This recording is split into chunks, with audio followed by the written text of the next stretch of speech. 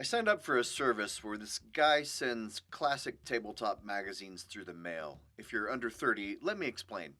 Magazines are an archaic print media format, basically a prototype version of the internet. It's a combination of pictures and words and what we used to look at before we had websites. The internet is great, of course, but there's just something immensely satisfying about holding an actual magazine in your hands. Anyway, I've been using this service for a few months and I recently received a handful of real gems. Dragon Magazine number 100 from 1985 and number 144 from all the way back in 1989, as well as 184 and 195 from the early 90s. Yes, I'm cheating just a little bit. I was alive in 1989, but I won't tell you how old I was.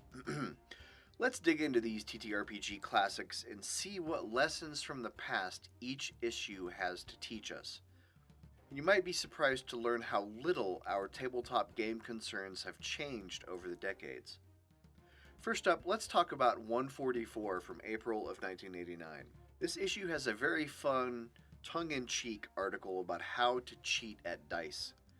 It gives an example like when rolling percentile dice, roll the tens die first, and if it's a bad result, try to knock it over with the ones die. Naughty. Or, this is pretty ridiculous, buying the GM a pair of mirrored sunglasses with the intent of sneaking a peek at their notes.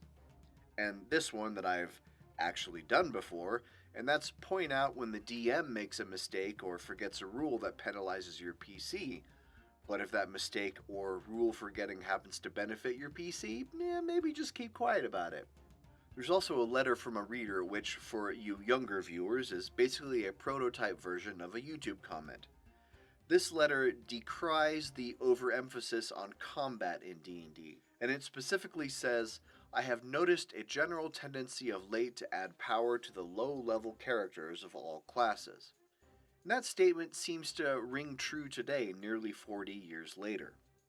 This letter goes on to say the use of non-combative skills should be rewarded by experience points and some form of praise for those who skillfully roleplay their characters. And this got me thinking, how do you incentivize pacifist options in D&D? You can always have quest givers offer higher gold piece amounts for capturing the baddies instead of killing them. I've always been a fan of the Hitman games where the path to solving a challenge is wide open. You are usually free to go in guns blazing if you want, but that always makes the mission harder. Careful and precise action in the op leads to a cleaner exfiltration. Create encounters for your party where the objective isn't to kill, it's to defeat in some other way, like the Casino Royale route of embarrassing a baddie by beating them in a game of chance. Or heist-type scenarios where the objective requires no blood spilled. So I'm basically saying if you want to bolster non-combat type play in D&D, make the less violent outcomes more attractive. Now I could make several videos just on this one topic, but I suppose the reason I broached it here is that it's interesting to me they were debating it 4 decades ago. Many grognards have this romantic notion of classic D&D being nothing but dungeon delves and sword swinging, but truthfully, it's always been a storytelling game. And finally from this issue, not so much advice, but an interesting nugget of the times in which it was published. A little Cold War fear-mongering. Yeah, we really did think we were going to have to go to war with the big bad Soviet Union at some point. Anyway, next up is issue 100, which is largely a celebration of 100 issues of the magazine, published in 1985. Unfortunately, there aren't a lot of useful nuggets of advice from this sucker, but there's fiction from Gary Gygax, which isn't actually great. Here's a taste from the beginning of the story. The last rays of the setting sun washed the dun walls of the city with the color of old blood and cast long shadows on the broad thoroughfares which bisected the new town. In Greyhawk's old city, the twisting, narrow lanes and alleys were cloaked in obscuring dimness. Through the gathering dusk hurried honest folk, anxious to be safe behind closed doors, while those of another disposition altogether slunk forth to prey upon the unwary and belated. Encompassing these two extremes and everything between them was the nighttime city, that world where bon vivant and criminal, adventurous young nobleman and professional gambler mingled. Along the notorious strip, pimps and prostitutes competed with tavern hucksters in gambling dens for the clinking coins of rivermen and riffraff, mercenary and petty merchant. Oof, Gygax loved adjectives and adverbs with reckless abandon, it seems. Yeah, I'm nitpicky, but I'm an author. What do you expect? There's also a new game from Gary called Dragon Chess, with the full rules published here. The rules are just as inscrutable as his fiction. I can't imagine anyone actually trying to play this game with 3 separate 8x12 boards and 42 pieces on each side. Gygax was such a nerd, seriously. Anyway, let's jump to issue 195 from July of 1993. Those halcyon days when Kurt Cobain of Nirvana, Scott Weiland of Stone Temple Pilots, and Lane Staley of Alice in Chains were all still alive. Those were good times for music. Anyway, another letter to the editor talks about min-maxing, although they didn't use that term back then. The letter writer asks why there aren't as many, quote, misfits represented in the pages of Dragon magazine. I seem to recall Ginny D asking that same question of modern tables just a couple years ago. And I'm not sure there's any deep advice to take from this, other than if you're a fan of unoptimized characters, you have kindred spirits dating back to the last century who agree with you. At least this one letter writer, that is. Also, another letter in that issue goes on at length about alignment. And there is this very interesting tidbit. First and foremost, I do not assign alignments at the beginning of a campaign, nor do I ask a player to declare one when he rolls up a character. I watch the player's actions, note his decisions, and track his activities for an adventure or two. Based on my appraisals of these, I note an alignment tendency on my copy of each character sheet. From then on, I note major deviations from that tendency and prescribe penalties to experience points or abilities. I also award extra experience for adhering to those tendencies, but not without telling the player what actions sparked the additional award.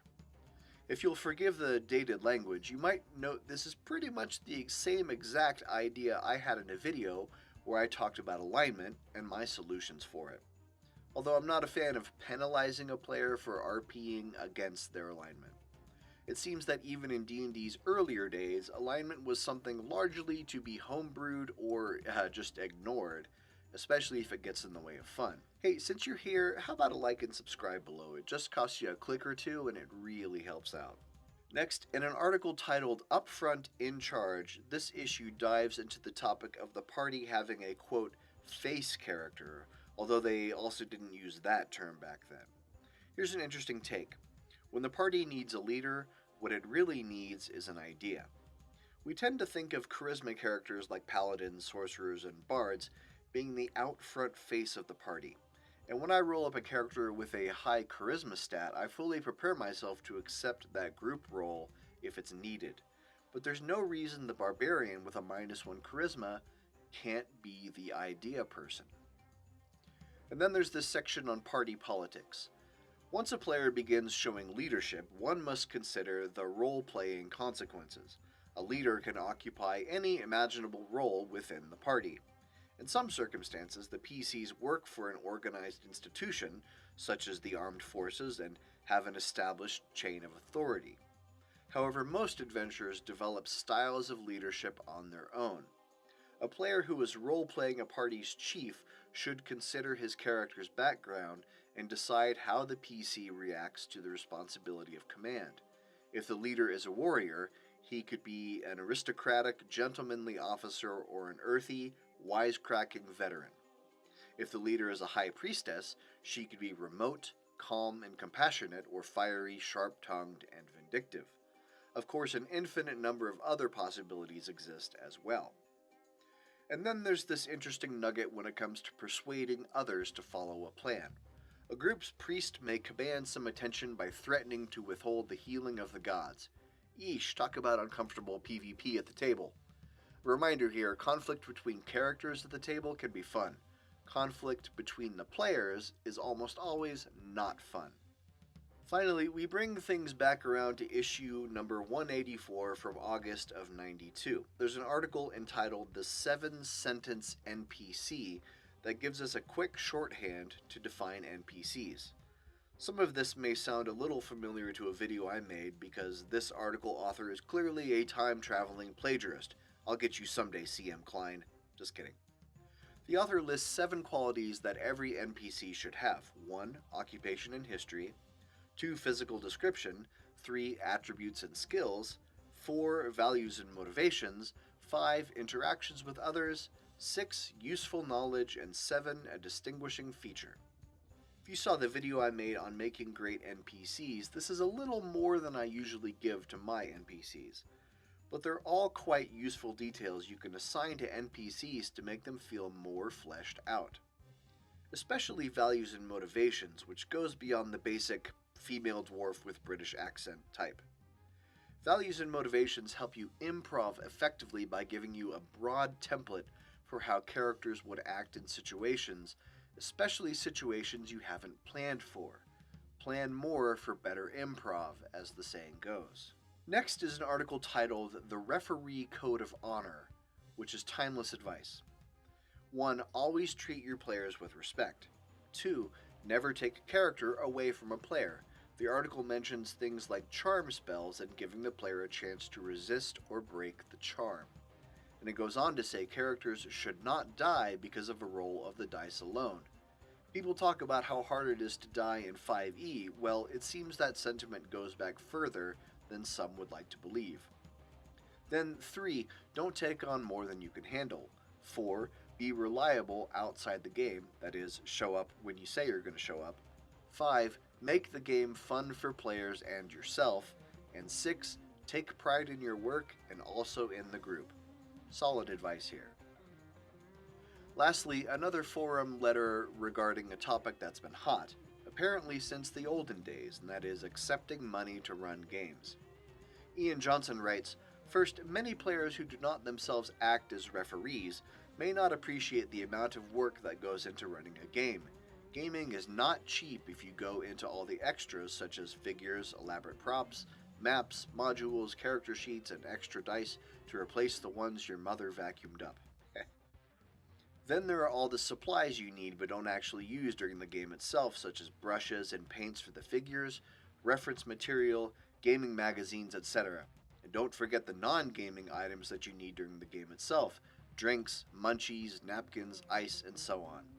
When was the last time you heard the word munchies? That's a classic. Anyway, I'm not going to rehash that whole argument because I already talked about it in my video on if the GM should pitch in for pizza, but it's just worth noting that this is an age-old debate, apparently. And that's all we have for today, a blast from the past, diving into all these old articles. It felt good to hold actual D&D magazines in my hand. Too bad they don't make them anymore. Anyway, since you're here, how about a like and subscribe below? It just costs you a click or two and it really helps out. Until next time, this is GM Jim. Now go be retro, or not, be modern, be whatever you want.